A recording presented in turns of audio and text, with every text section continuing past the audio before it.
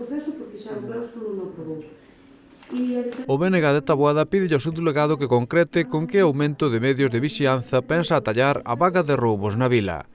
Os nacionalistas valoran positivamente a iniciativa tomada polos comerciantes e empresarios de reunirse co seu delegado do goberno, pero critican a actitude deste e do equipo de goberno de Taboada, xa que esta reunión fai tempo que debería terse celebrado na propia vila debido á importancia do tema.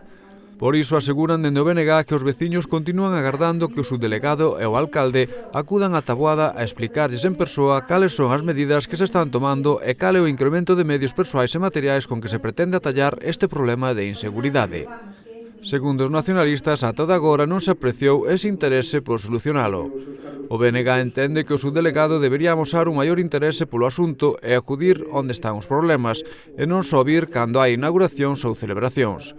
Tamén queren deixar constancia de que o que está a acontecer ven a por de relevo a insuficiencia de medios materiais e de persoal en materia de seguridade cidadá que sofre o Concello de Taboada e a zona en xeral.